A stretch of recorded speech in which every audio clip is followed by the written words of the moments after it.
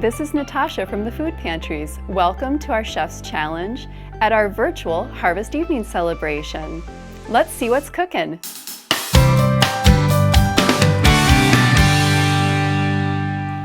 So people get so obsessed with food and they think about how they can incorporate food into their own lives pretty much every day, but there's a lot of people who just don't have that luxury. They're not able to really plan and create and fantasize about their next meal. And so organizations like the Food Pantries really bridge that gap between people who love food with this event and need food. So it's great to just be part of it. So today we're gonna make a really quick dessert. It's a classic French dessert that people think takes a lot of time to make and think is really difficult, but it's actually not. It's very simple. It's called a tarte tatin, which is basically an upside down apple pastry cake. We're gonna make a caramel in our cast iron skillet, which is some unsalted butter and some sugar. And we're gonna let that cook together. Slice up some apples to put in there, and then we're gonna roll out a piece of puff pastry to put on top and put it in the oven. It's gonna bake, it's gonna caramelize, it's gonna be really saucy and rich, develop flavor, and then we're gonna pray and flip it upside down. So the first thing we're gonna do is just peel some apples. So this is a 10-inch skillet that I'm gonna use, and I find that it usually takes like 5 to 6 apples. So these are about the size of the palm of my hand. And you really want to use an apple that is a baking apple. So you want to use something that's got a lower water content to it, so it doesn't kind of just turn everything into mush. So Macintosh would be really good, a John of Gold, a Cortland would be great. So I also don't ever get rid of my apple peels. I usually save them. I've got a little bowl. And then I'll throw my peels, my cores together when I make applesauce, or if I make some apple jelly. That's all really good stuff. You can also freeze those, and then if you're making like a beef stew or a cabbage stew and you want just a little bit of sweetness, you can add the peels or the cores in, and then just fish them out at the end. But they say it's really good luck if you can peel it all in one piece. I think I maybe got it. Just like that. All right, after we get our apples together, we're going to use just half a stick of butter. So half a stick of butter is a 1/4 cup of butter. A full stick is half a cup. So 1 stick does not equal 1 cup.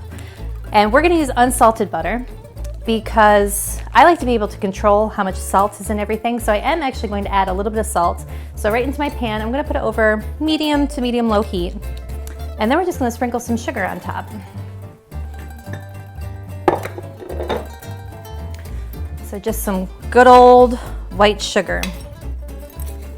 So I'm gonna add just a little bit of salt, some kosher salt in here, because I do want a little bit of salty flavor. Salt makes everything taste more like itself. So we're just gonna move this around, break up any little clumps. And that's pretty much it. You don't wanna stir this too much. If you stir the sugar too much, you're gonna get little sugar crystals up on the sides of your pan, and they'll never get that soft, like chewy Werther's caramel flavor that we're looking for. You're gonna get just hard pieces of cooked sugar, essentially. To core an apple for this is to cut it in half, and then to cut it into quarters. And then I just go in kind of on an angle with my knife. I'm just gonna cut right through and take the core off. And that's it. So I'm just gonna make sure all my sugar is down into my butter. And so right now, it's not really doing much. It's just starting to cook, but this is really going to bubble up. It's gonna get really foamy, and that's okay if it gets foamy. That's how it's supposed to do. But the caramel will turn really quickly. So you definitely, when it gets to this point where it's really bubbly and foamy, you wanna keep an eye on it. It's gonna feel like it takes forever for it to turn color, but then when it does, it turns color really fast. So we definitely wanna make sure that we're keeping an eye on it. So it's starting to get just a really light amber color. All the butter has separated, so that's all the clarified butter. We're gonna flip it upside down. So whatever's on the bottom of the pan when we put it in the oven is gonna end up on top. So I'm gonna do it round side down. I'm just gonna start, kind of drag it through the caramel. And just remember that this is just sugar, molten sugar and butter, and it's really hot. So if you get it on your skin, just run it under cold water really quick. so it doesn't burn you. So this is just store-bought puff pastry. You could definitely make homemade if you wanted to do that, but you don't have to. But this square is not big enough to cover all of those apples. So we're gonna roll it out really quick. Just make it into a slightly bigger square. You don't need to worry about, some recipes will tell you to cut your puff pastry into a circle, but I'll show you a trick where you don't have to do that. Just lay it right on top with the sides overhanging, and then you're just gonna tuck those little corners in. So you want it to be a little bit bigger than the space the apples are in, because it will shrink and come down into the apples a bit more. I'm gonna just pop this in.